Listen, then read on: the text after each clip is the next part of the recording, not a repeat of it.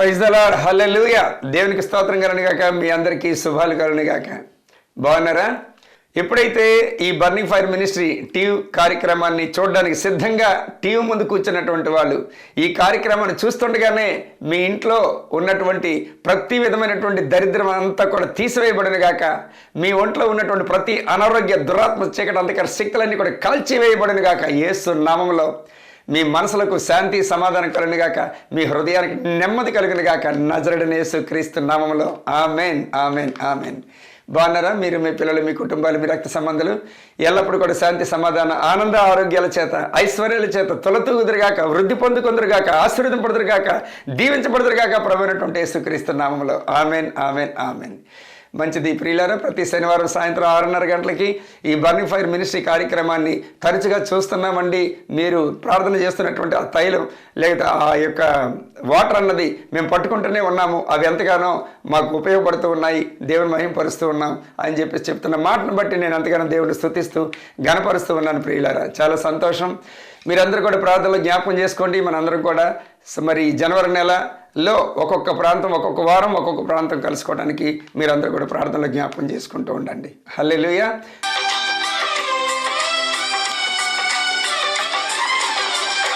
నీ దయ నుండి దూరము కాగా ప్రేమతో పిలిచి పలుకరించితివే.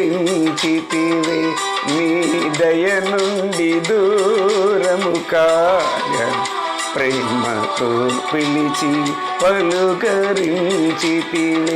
కృపయే నాకు ప్రాకారము గల ఆశ్రయపురమాయెను.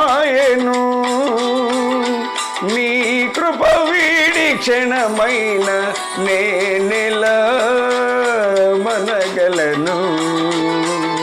కృపయే నాకు ప్రాకారము గల ఆశ్రయపురమాయెను. నీ కృప వీడి క్షణమైన నేనెలా మనగలను.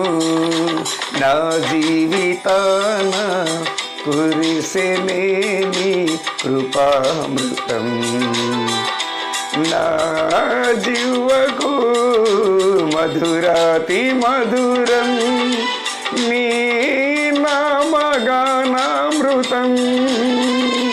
నీ కృపతోనే అనుక్షణం తృప్తి పొందెదను. నీ కృపలోనే అనుక్షణం తృప్తి పొందెదను.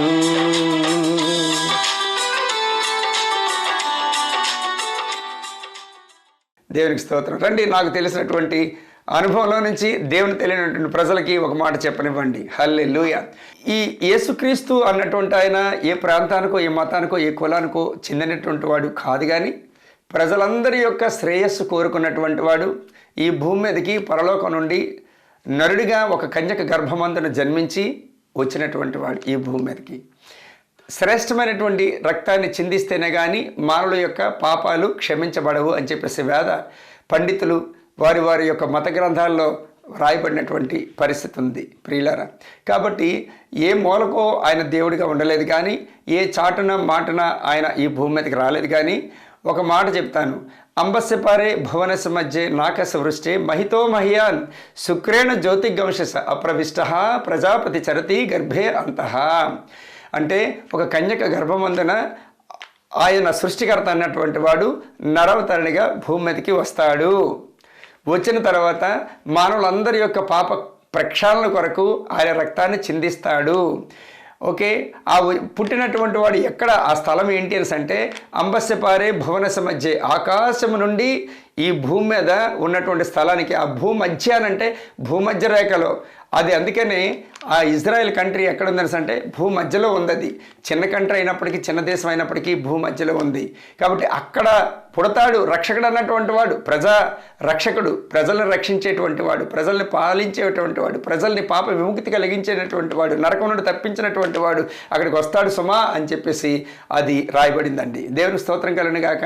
ఈయన సత్యమై ఉన్నాడు కాబట్టి, ఈయన ఈ లోకానికి వెలుగై ఉన్నాడు కాబట్టి, చనిపోయిన తర్వాత ఆయనే ఒక జీవమై ఉన్నాడు కాబట్టి తప్పకుండా ప్రతి ఒక్కరికి కూడా ప్రాముఖ్యమైనటువంటి వాడు, కావలసినటువంటి వాడు, శ్రేష్టమైనటువంటి వాడు, మన మంచిని కోరుకున్నటువంటి వాడు, ప్రశాంతతను అనుగ్రహించేవాడు. బ్రతికిన అన్నాళ్ళు కూడాను అయిపోయిన తర్వాత తన యొక్క పక్కన నరకం తప్పించబడి తన యొక్క స్థలమైనటువంటి మోక్షానికి చేర్చుకున్నటువంటి వాడు. ఆయన తప్పించి భూమి మీద ఇంకెవడు రాలేడు, అంతటి వాడు కాలేడు కూడా. ఆయన ఒక్కడే దేవుడై ఉన్నాడు. ప్రియులారా, అంగీకరించండి. ఇప్పుడే ఒకవేళ మీకు ఇష్టమైనట్లయితే, తండ్రి నన్ను క్షమించు, యేసయ్యా నా పాపాలు మన్నించు, ఇదిగో నీ కుమార్తెగా నీ కుమారుడిగా చేసుకో ప్రభా, నేను ఇష్టపడుతున్నాను, నువ్వే రక్షకుడు అంట, నీవే నా దేవుడు అన్నావు, నన్ను క్షమించు ప్రభు అని చెప్పి ఈ క్షణం మీరు కళ్ళు మూసుకొని అడగండి.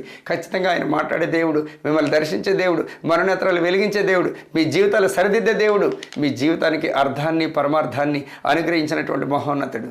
దేవుడి మాటలనే విత్తనాలు మీ హృదయాన్ని నేల మీద నాటింపు చేసి ఆయన నీరు పోసి పాడిగట్టి ఫలింపు చేయనుగాక నజరుడైన యేసుక్రీస్తు నామములో. Amen, amen, amen.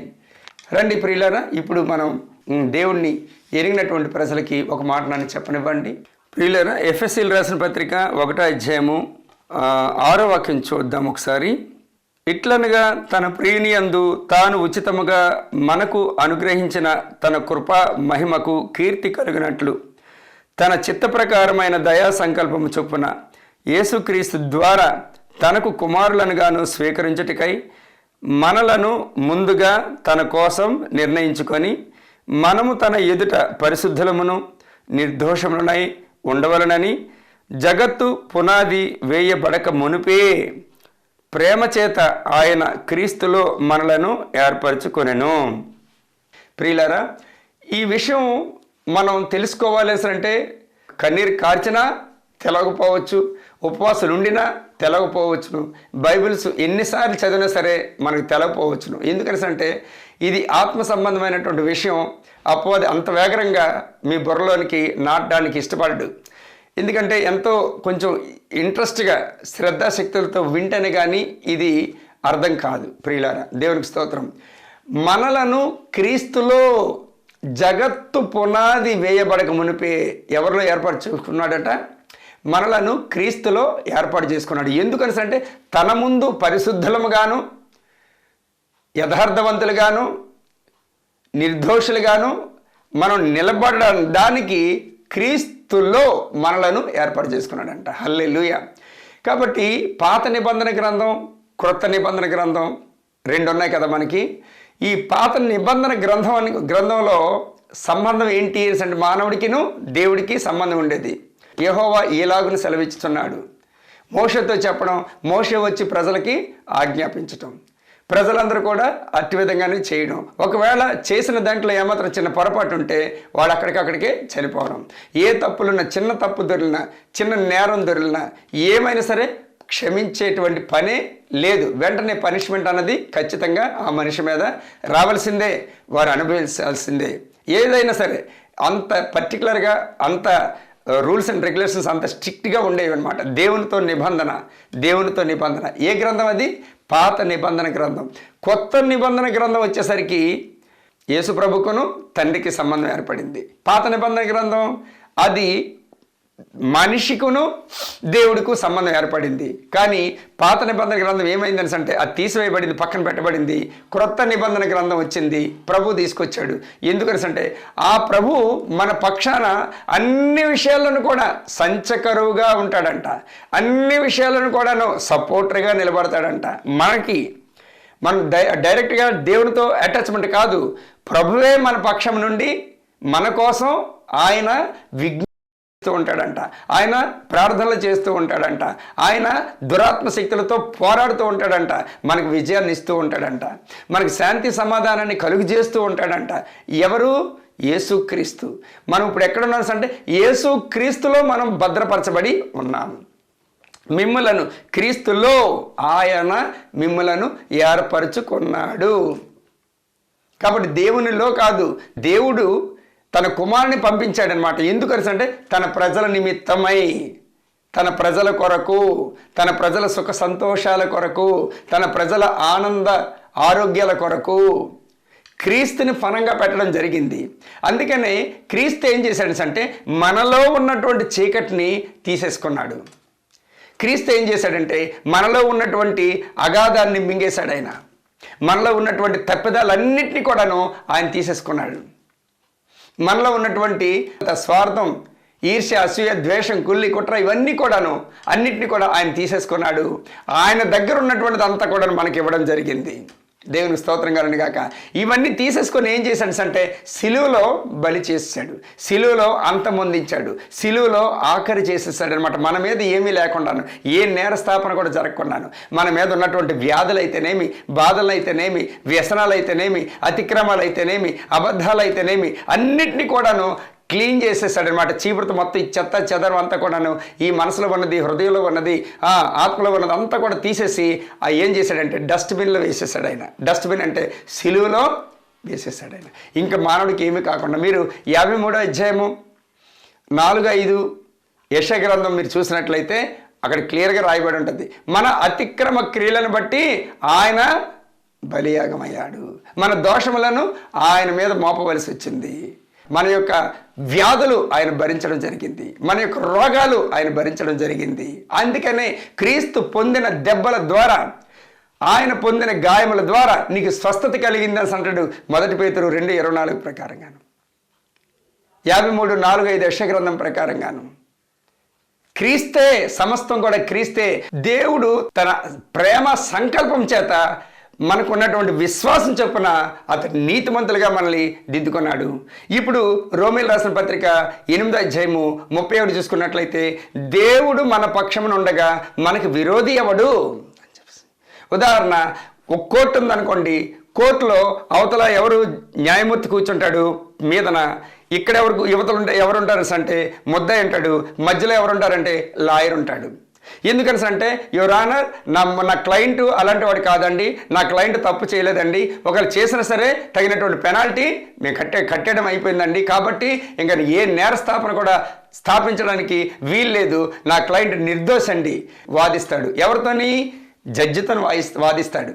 అందుకనే ఆ పర్సన్ చేసినటువంటివి లేకపోతే ఆ మనిషి చేసినటువంటి తప్పిదాలన్నింటినీ కూడాను నేను తీసుకున్నాను, నా భుజాల మీద వేసుకున్నాను, ఆ తప్పుని నేను క్షమించాను, ఇదిగో నా కుమారుడి లేకపోతే ఆ మనిషికి బదులుగా, ఆ మానవుడికి బదులుగా నేను పెనాల్టీ కట్టాను సార్, ఇంకేమీ లేదు సార్ అతని మీద, అంతా కూడా క్లియర్గా ఉందండి, అతను ఏమీ లేదు, ఇంకా ఏ చీకటి కూడా లేదు, ఏ తప్పు నేరాలు లేవు, ఏ దోషాలు లేవు, ఏ అతిక్రమలు కూడా అతని మీద మోపడానికి వీల్లేదు సార్, ఏ శిక్ష కూడా పడడానికి వీల్లేదని చెప్పేసి మన తరఫున లాయర్ అనేటువంటి యేసుక్రీస్తు జడ్జి అన్నటువంటి తండ్రి దగ్గర వాదించి మనం ఎలాంటి నేరం లేకుండాను, ఎలాంటి తప్పిదాలు లేకుండాను నిర్దోషులుగా మనల్ని నించొని పెట్టుకున్నాడు ఆయన. హల్లెలూయా. కాబట్టి ఇప్పుడు ఎవరిలో ఉన్నాం? మనము క్రీస్తులో మనము పొందుపరచబడి ఉన్నాము. కొరింథీయులకు రాసిన 1వ పత్రిక 1వ అధ్యాయము 31 చూసుకున్నట్లయితే అతిశయించువాడు ప్రభువునందే అతిశయింపవలెను అని రాయబడినది నెరవేరినట్లు దేవుని మూలముగా ఆయన మనకు జ్ఞానమును, నీతియు, పరిశుద్ధతయు, విమోచనము ఆయను. యేసుక్రీస్తు మనకి ఏమై ఉన్నాడంట? జ్ఞానము, నీతి, విమోచనము, తర్వాత పరిశుద్ధతయు కలిగి ఉన్నాడట. మన తరఫున ఆయన కలిగి ఉన్నాడు. ఆయనలో మనల్ని భద్రపరచుకొని ఉన్నాడు ఆయన. కాబట్టి మనం ఇప్పుడు ఎక్కడున్నాము? ఆయనలో మనం నివసిస్తూ ఉన్నాము, ఆయనలో మనం జీవిస్తూ ఉన్నాము, ఆయనలో మనం బ్రతుకుతూ ఉన్నాము. కాబట్టి మనకి ఇంకా భయం ఎందుకు? ఇంకా అందుకనే ఈ దేవుడు సదాకాలం నీతో ఉంటాడు అని చెప్పేసి అక్కడ 28-20 మత్తయి సువార్తలో రాయబడి ఉంది. పర్వతములు తొలగిపోయినను, మెట్టలన్నీ కూడా తత్తరిల్లినను, నా కృప నిన్ను వీడిపోదు. అందుకని పౌలు గారు ఒక ముళ్ళుంది అని అంటే, ఏం ప్రభా ఈ ముళ్ళు తీసిన ఆయన, ఈ బలహీనతో నేను బాధపడుతున్నాను అంటే, నా కృప నీకు చాలును. ఇది యేసు ప్రభు అన్న మాట, ఇది యెషయా గ్రంథంలో. దేవుని స్తోత్రం కలుగును గాక. అది న్యూ టెస్టిమెంట్లో కూడా ఆయన డైరెక్ట్గా పౌలుతో మాట్లాడినటువంటి మాట. ఎప్పుడైతే నువ్వు సత్యాన్ని తెలుసుకుంటావో, సత్యం అన్నది ఏం చేస్తుంది? స్వతంత్రుడిగా చేస్తుందంట, నిన్ను ధైర్యపరుస్తుంది. కాబట్టి ప్రియులారా, మనం దేనికి జడిన అవసరం లేదు, బెదరన అవసరం లేదు. తెల్లవారు లేచిన దగ్గర నుంచి మనం ఆ మాట జ్ఞాపకం చేసుకుండాలి. ఏంటి అంటే, నేను క్రీస్తులో జీవిస్తూ ఉన్నాను, క్రీస్తులో నివసిస్తూ ఉన్నాను, క్రీస్తులో మరి మెలకువ కలిగి ఉన్నాను, క్రీస్తులో నేను బ్రతుకుతున్నాను, క్రీస్తులో నేను జీవిస్తున్నాను, క్రీస్తులో నేను ఉనికి కలిగి ఉన్నాను, క్రీస్తులో నేను చలించుచున్నానని చెప్పేసి పదే పది మార్లు దాన్ని రిపీట్ చేస్తూ ఉండాలి. ఎందుకు? జీవ గ్రంథంలో ఉన్నటువంటి మాటనే మనం పదే మార్లు రిపీట్ చేస్తున్నాం కాబట్టి, మనకు ఒక శాంతి సమాధానాన్ని ఇస్తుంది కాబట్టి, మన పక్షమున ప్రార్థన చేసినటువంటి వాడు, మన పక్షాన చెప్పనశక్యము కానటువంటి మూలుగలతో పరిశుద్ధాత్మ దేవుడే, ఎందుకంటే ఆయన శరీరాన్ని విడిచిపెట్టేశాడు, ఇప్పుడు ఆత్మదేవుడిగా మనతో ఉన్నాడు, ఆయన నా వాటిలో నుండి తీసుకొచ్చి మీకు అనుగ్రహిస్తాడు అని చెప్తుంది. హల్లెలూయా. మీరు నా దగ్గర రాలేదు కానీ నేనే మీ వద్దకు వచ్చాను. ఎందుకంటే మీరు నాకు కావాలి, తండ్రి పంపించాడు మిమ్మల్ని నన్ను కలపడానికి అని చెప్పేసి. యోహాను సువార్త 14:13 చూడండి ఒకసారి.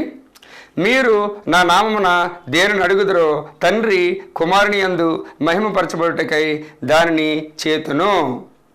14 కూడాను, నా నామమును మీరు నన్ను ఏమి అడిగినను నేను చేతును. నాయందు నా తండ్రి మహింపరచబడ్డానికి మీరు నన్ను అడగండి, నా నామంలో మీరు ఏది అడిగినా సరే నేను చేస్తాను. ఎందుకంటే మీరు నా వారై ఉన్నారు, నేను మీ వాడినై ఉన్నాను, మీ తరఫున వకీలుగా ఉన్నాను, మీ తరఫున ఒక లాయర్గా ఉన్నాను, మీ తరఫున ఒక సలహాదారుడిగా ఉన్నాను, మీ తరఫున దర్శకత్వం వహించడానికని ఒక డైరెక్టర్గా ఉన్నాను. మీకు ఏది అవసరమో నా మహిమలో నుండే. ఎక్కడుంది అది? 4:19 ఫిలిప్పీయులకు రాసిన పత్రిక ప్రకారంగాను క్రీస్తు మహిమలో నుండి మీ ప్రతి అవసరత తీర్చబడును అని చెప్తుంది అది. హల్లెలూయా. కాబట్టి నన్ను బలపరచువాని అందే నేను సమస్తమును చేయగలను.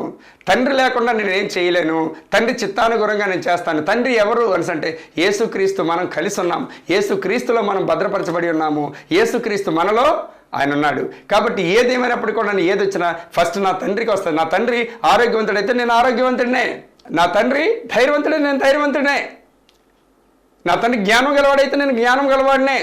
యేసుక్రీస్తు జ్ఞానం గలవాడు కదా, మనం కూడా జ్ఞానం గలవాళ్ళమే. యేసుక్రీస్తు పరిశుద్ధత కలిగి ఉన్నాడు కాబట్టి మనం కూడా పరిశుద్ధత కలిగి ఉన్నాం. యేసుక్రీస్తు చుట్టూ దేవదూతలు ఉంటారు కనుక మన చుట్టూ కూడా దేవదూతలు ఉంటాయి. ఎందుకంటే మనం క్రీస్తులో అమర్చబడ్డాం, క్రీస్తులో దాయబడ్డాం, క్రీస్తులో భద్రపరచబడ్డాం. క్రీస్తు ఎక్కడికి వెళ్తే మనం అక్కడికి వెళ్తాం, లేదా మనం ఎక్కడికి వెళ్తే క్రీస్తు అక్కడికి వస్తాడు. మనం ఏ పని చేసినా సరే క్రీస్తు మనతో పాటు పాలుపంపులు పంచుకుంటాడు. ఆయన ఒకరు గద్దిస్తే గద్దెంపడతాడు, ఒకరిని ఆశీర్వదిస్తే వాళ్ళు ఆశీర్వదింపడతారు, శపిస్తే శపించబడతారు. ఎందుకంటే క్రీస్తు యొక్క ప్రేమ, క్రీస్తు యొక్క ప్రభావం, క్రీస్తు యొక్క బలము, క్రీస్తు యొక్క శక్తి, క్రీస్తు యొక్క సన్నిధి, క్రీస్తు యొక్క వెలుగు, క్రీస్తు యొక్క ప్రసన్నత, క్రీస్తు యొక్క ఆశీర్వాదాలు అన్నీ కూడా మనలో గుప్తములై ఉన్నాయి. అవి వాటిని మనం వాక్యాలను ఆధారం చేసుకుంటూ మనం ఎప్పుడైతే అధిగమిస్తామో, ఆజ్ఞాపిస్తామో అవన్నీ కూడా జడిసి పరిగెట్టి పారిపోతాయి. హల్లెలూయా. క్రీస్తు ఎక్కడో లేడు, ఎక్కడో రమ్మంటే రాడు. మనం క్రీస్తులోనే ఉన్నాము. మన ప్రతి మాట, చూపు, తలంపులు, క్రియలు అన్నీ కూడా ఆయన అన్నీ ఎరిగిన దేవుడు. ఆయన మన పక్షాన తండ్రికి ఎప్పటికప్పుడు సిఫార్సు చేస్తూనే ఉంటాడు. ఆయన మళ్ళీ విడిచిపెట్టేసి ఆయన ఎక్కడికో వెళ్ళిపోయాడు. ఆయన తండ్రి రా. కాకపోతే మనమే వాటిని కేర్ చేయలేక, వాటిని ఖాతరు చేయలేక, వాటిని రిసీవ్ చేసుకోలేక, వాటి యందు మనసు పెట్టక, వాటి యందు భయభక్తులు లేక, వాక్యం యందు, ఎందుకంటే వాక్యం దేవుడై ఉన్నాడు, ఆ వాక్యం యేసుక్రీస్తు అయి ఉన్నాడు. ఆయన ఆ వాక్యమే శరీరధారి అయి మన మధ్య ప్రత్యక్షపరచబడినో అని చెప్పేసి ఉంటుంది. యోహాను సువార్త 1:12 ప్రకారంగాను ఆయన మన కొరకు అన్నీ కూడా కాసేశాడు. మన తరపున అన్నీ కూడా చేయాల్సింది అన్నీ కూడా చేస్తాడు. ఇంకేం చేయాలి చెప్పండి? అందుకని ఈ వాక్యం అన్నది మన మనసులో నాటుకున్నప్పుడు మనం చాలా ధైర్యవంతులం అవుతాం. మనందరం కూడా క్రొత్త నిబంధనకి సంబంధించినటువంటి వాళ్ళం. అలాగని చేసి పాత నిబంధన గాలిలో పడేయమని కాదు. అక్కడ అవసరమైనప్పుడు దాన్ని వాడుకోవడానికి వీలుగా మనం ముందుకు సాగాలి. అందుకని కొరింథీయులకు రాసిన 2వ పత్రిక 5:17లో ఏం రాయబడింది? క్రీస్తులో మీరు నూతన సృష్టిగా చేయబడ్డారు, పాతవన్నీ కూడా గతించబడ్డాయి, క్రొత్తవి అయ్యాను, అన్ని విషయాలన్నీ కూడా క్రొత్తవి అయినాయట. హల్లెలూయా. వాటిని మనం జ్ఞాపకం చేసుకోవాలి. కాబట్టి ఇప్పుడు క్రీస్తు యేసు నందు ఉన్న వారికి ఏ శిక్ష విధి లేదు అని చెప్పేసి ఇక్కడ తెగొట్టేశాడు. కాబట్టి మనందరం కూడా క్రీస్తులోనే ఉన్నాం. క్రీస్తులో ఉన్నాము అన్నటువంటి స్పృహ, ఉన్నామన్నటువంటి మనసు, ఉన్నామన్నటువంటి జ్ఞాపకం ఒకటి నీకు నాకు ఉన్నట్లయితే దుష్టుడు ఆమె దూరం పరిగెడతాడు. అది జ్ఞాపకం చేసుకోండి. నేను క్రీస్తులో ఉన్నాను, క్రీస్తు నా యందు ఉన్నాడు, నేను క్రీస్తు కలిసి ఉన్నాము. నన్ను ముట్టుకుంటే నాకు కనుగుడ్డు ముట్టుకున్నట్టు అని చేసి నా దేవుడు నన్ను ప్రమాణం చేశాడు. నన్ను ముట్టుకుంటే నా కనుగుడ్డు ముట్టుకున్నట్టే. నాలో ఉన్నటువంటి వాడు లోకంలో ఉన్నవానికంటే గొప్పవాడు. లోకంలో ఉన్నవానికంటే గొప్ప వానిలో నేను నివసిస్తూ ఉన్నాను కాబట్టి మాకేది దేనికి భయపడను నేను అని చెప్పేసి అనుకుంటూ ఉండాలి, ఫీల్ అవుతూ ఉండాలి. ఆ స్పృహ మనకు వస్తూ ఉండాలి, అది జ్ఞాపకానికి వస్తూ ఉండాలి. ఆ వాక్యం అన్నది ఇది ప్రామిస్ బైబిల్, ఇది ప్రమాణాల బైబిల్, ఇది మాట ఇచ్చినటువంటి వాడు తప్పిపోయినటువంటి వాడు మనం నమ్మలేనప్పటికీ కూడాను ఆయన నమ్మదగిన వానిగా ఈ భూమి మీద ఉన్నాడు. ఆయన దేవుని స్తోత్రం కలుగును గాక. ఆయన కృపా మహదైశ్వరం బట్టి ఆ ప్రీనియందు మన పాపములన్నిటికీ ఒక విమోచన కలిగి ఉన్నది. మనం క్షమించబడ్డాము, అయిపోయినాయి. మన పాపాలన్నీ కూడా కడిగివేయబడ్డాయి. ఇంకా మన మీద కానీ మనలోని కానీ ఏమి లేవు. ఇంకా ఉన్నదంతా కూడా క్రీస్తు భరించేశాడు, క్రీస్తు తీసుకెళ్ళిపోయాడు. అందుకని ఈ రోజున దేవుడు ఎక్కడ నివసిస్తున్నాడు? మనలోకి వచ్చాడనమాట. అంత పవిత్రమైనటువంటి వాడు. పరిశుద్ధ స్థలం, అతి పరిశుద్ధ స్థలం. ఆ రోజున అంత కఠినంగా ఉండేవి రూల్స్ అండ్ రెగ్యులేషన్స్. ఏమాత్రం ఒకవేళ పూజారి గారి లోపలికి వెళ్తే మాత్రం ఆడు ఒకవేళ పొరపాటు ఉన్నట్లయితే అక్కడ చనిపోతాడు. చనిపోయినప్పుడు అక్కడ తాడు కట్టినటువంటి మొలతాడికి ఆ తాడుతో మొత్తం పైకి లాగేవారు అనమాట. కాబట్టి ఈ రోజున ఈ పాపిష్టి మానవుని యొక్క హృదయంలో ఎందుకు నివసించడానికి ఇష్టపడ్డాడు అంటే ఈ హృదయంలో ఉన్నటువంటి కల్మషం అంతా కూడా క్రీస్తు ద్వారా తీయబడింది, క్రీస్తు ద్వారా చెరిపివేయబడింది, క్రీస్తు ద్వారా క్లియర్ చేయబడింది, కడిగివేయబడింది, క్షమించబడింది. నూతన సృష్టిగా మనం చేయబడ్డాం. కాబట్టి ఈ నూతన సృష్టిలోనికి దేవుడే సాక్షాత్తుగా మనం సృష్టించినటువంటి వాడే లోపల ప్రవేశించి మనలో నివసిస్తున్నాడంట. క్రీస్తు మన చుట్టూ ఉన్నాడు, క్రీస్తులో మనం ఉన్నాము. దేవుడు మనతో ఉన్నాడు, మనలో ఉన్నాడు, మనం క్రీస్తులో ఉన్నాము. హల్లెలూయా, దేవునికి మహిమ కలుగును గాక. ఈ మాటలన్నీ విత్తనాలు మన హృదయంలో నేల మీద నాటిపించేసి ఆయన నీరు పోసి పాడిగట్టి ఫలింపు చేయను గాక యేసు నామములో. Amen, amen, amen. ప్రియులారా, ఒక సాక్ష్యాన్ని మనం విందాం. ప్రియులారా, మరి ఈ కుమార్తె పేరు గౌరీ, తర్వాత ఆయన రాము అన్నటువంటి ఇరువురు కూడా దేవుని తెలియనటువంటి భర్త భార్యలు. మరి తిరుమల నర్సింగ్ హోమ్ హాస్పిటల్ అనేటువంటి హాస్పిటల్కి, విజయనగరం ప్రైవేట్ హాస్పిటల్కి వచ్చారు ఇద్దరును. ఎందుకంటే తనకి వెన్నెముక అనమాట నొప్పి చాలా రోజుల నుంచి, నెల రోజుల నుంచి అనమాట ఇబ్బంది పడుతూనే ఉంది. నిద్ర లేకపోవటం, అన్నం తినలేకపోవటం, మరి మనసంతా కూడా ప్రశాంతంగా ఉండలేకపోవటం, అలాగే బెంగతో బెగులుతూ ఉండేటప్పుడు హాస్పిటల్లో ఉండేటప్పుడు ఇగో ఈ కుమార్తె మరి ఉమా టీచర్ గారు మరి ఆమె తీసుకురావడం జరిగింది. వచ్చిన ఎప్పుడైతే తను విశ్వాసంతో నా దగ్గర తీసుకురావడం జరిగిందో, ఎప్పుడైతే ఆపరేషన్ అన్నారంట, అమ్మ ఆపరేషన్ చేయాలి ఆ యొక్క వెన్నెముకకి, మరి మీరు జాగ్రత్త పరచుకోండి అని చెప్పేసి అన్ని జాగ్రత్తలు చెప్పి పంపించి ఆ మూమెంట్లో ఆ ఉమా అనేటువంటి టీచర్ అమ్మగారు ఎప్పుడైతే నా దగ్గర తీసుకుని వచ్చారో వెంటనే ప్రార్థన చేయడం జరిగింది. ఆ యొక్క సాయంత్రంకే ఆపరేషన్ అవసరం లేదమ్మా, ట్యాబ్లెట్స్ ఇస్తాను, అది వాడమ్మని చెప్పేసి అన్నారంట. ఇందుకు సాక్ష్యం తన భర్త అలాగే టీచర్ గారు. అమ్మ ఏం పేరు తల్లి? అమ్మ గౌరమ్మ. మరి నేను చెప్పిన మాటలు కరెక్టేనా? ఏమన్నారు డాక్టర్ గారు? ఏమన్నారు? ఆపరేషన్ అన్నారా? ఎక్కడ? వెన్నెముక. ఈ బాధ ఎప్పటి నుంచి అనిపిస్తున్నావు? నెల రోజుల నుంచి. నిద్ర పట్టడం, తిండి కూడా తినబుద్ధి. అవును, కరెక్టేనండి. భార్య గారు చెప్తున్న మాట కరెక్టేనా? ప్రార్థన చేసిన తర్వాత ఏమన్నారు డాక్టర్ గారు? అప్పుడు మాత టాబ్లెట్లు రాసిస్తున్నాను. ఆపరేషన్ అవసరం లేదన్నారా? ఓకే. రాత్రి నిద్ర పట్టిందమ్మా నీకు? పట్టిందండి. ఎప్పుడు పట్టలేదు ఈ మధ్య నెల రోజుల నుంచి? చాలా డిస్టర్బెన్స్ ఉండేది. ఏమన్నా? అవునండి. దేవునికి స్తోత్రం. చాలా సంతోషం. ఇక నుంచి మీరు ఇరువురు కూడాను ప్రేమ, ఆనంద, సంతోష, ఆరోగ్యాల చేత మీరు దీవించబడుదురు గాక. అనేక మందికి సాక్షార్థమై మీ కుటుంబం వెలిగింపబడిన గాక. మిమ్మల్ని పట్టి పీడిసిన దురాత్మ శక్తులన్నీ కూడా లయమైపోవును గాక. యేసునామములో మహిమ, ఘనత, ప్రభావాలు ఆయనకే కలుగును గాక. Amen, amen. ఆమెన్ అంటే తదాస్తు అంటే అలాగే జరుగును గాక. తీసుకొచ్చిన టీచర్ గారికి ప్రత్యేకమైనటువంటి ధన్యవాదాలు. ఆమెన్. రెట్టింపు దీవెనలు ఆమెకి, ఆమె కుటుంబానికి కలుగును గాక. Amen, amen, amen. దేవుడి సాక్ష్యం దీవించి ఆశీర్వదించిన గాక. ఆమెన్. ప్రియులారా, మీరు ప్రార్థనలో పెట్టండి. ప్రతి మరి నెల ఒక్కొక్క వారం ఒక్కొక్క ప్రాంతాన్ని నేను సందర్శించాలని చెప్పి ప్లాన్ చేస్తున్నాను. ఆ దేవుని చిత్తమైతే నేను తప్పకుండా ప్రతి ఒక్కరిని కూడా నేను దర్శిస్తాను, ప్రతి ఒక్క స్థలాన్ని. ఆ స్థలం కూడా నేను ప్రకటిస్తాను. హైదరాబాద్ ఫ్యాట్నీ సెంటర్ అంట, 3rd ఫ్లోర్ అంట, వైఎంసీ బిల్డింగ్ అంట. ఓకే, అది దొరికేసింది. తర్వాత వైజాగ్ కూడా దొరికింది. అంటే ఇక్కడ మన సత్యం కంప్యూటర్స్ బ్యాక్ సైడ్ చర్చ్ ఒకటి ఉంది, మెయిన్ రోడ్లో, హైవే ప్రక్కన. అక్కడ యేసురత్నం గారి చర్చ్ ఒకటి మనకి ప్రొవైడ్ చేయడం జరిగింది. అలాగే రాజమండ్రి అన్నది ఏంటంటే అంతకుముందే అడిగాను సార్ని, అది నటరాజ్ థియేటర్ అన్నది ప్రతి బుధవారం నాడు ఇవ్వడానికి సిద్ధంగా ఉన్నారు. ఓకేనా, దేవునికి స్తోత్రం. రాజమండ్రి అయిపోయింది.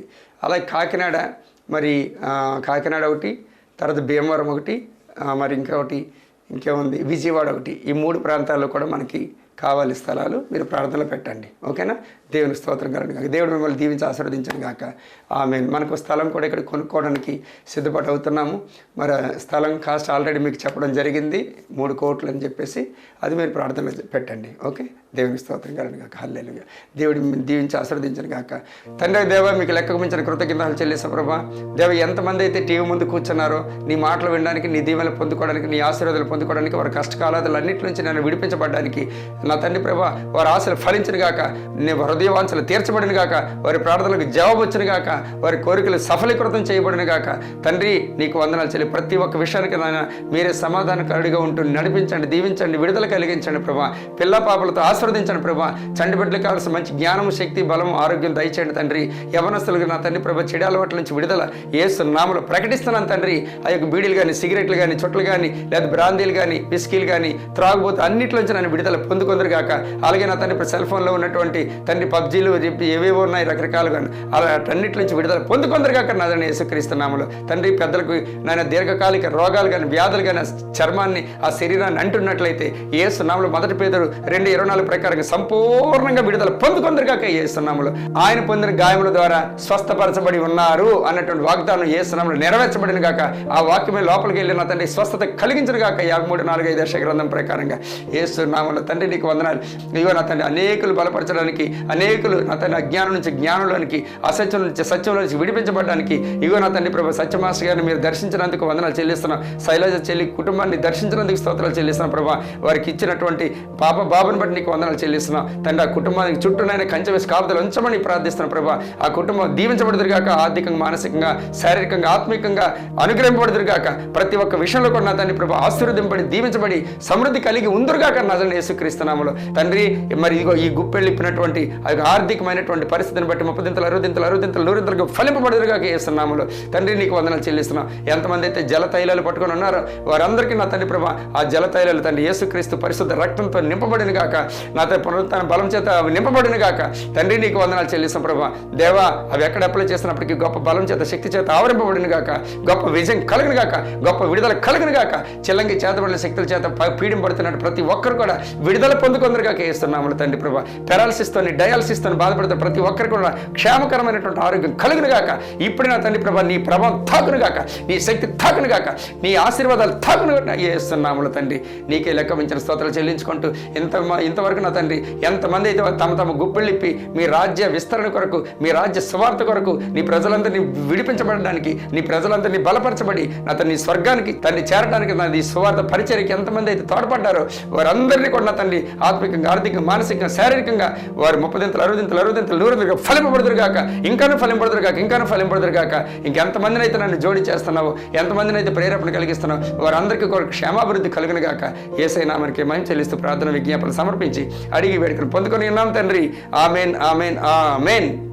తండ్రి, కుమార, పరిశుద్ధాత్మ త్రియేక దీవెనలు మనకి, మన పిల్లలకు, మన కుటుంబాలకు, మన రక్త సంబంధాలకు, ఇరుగు వారికి, పొరుగు వారికి ఎల్లప్పుడూ కూడా సదాకాలం తోడై ఉండి గొప్ప అద్భుతమైనటువంటి కార్యాలు జరిగించుకుంటూ ఆయన నామానికి మహిమ తెచ్చుకొనును గాక. Amen, amen, amen. Praise the lord. Hallelujah. దేవుడు మనలందరినీ కూడా దీవించి ఆశీర్వదించను గాక సమృద్ధిగా యేసుక్రీస్తు నామములో. Amen, amen, amen. Praise the lord.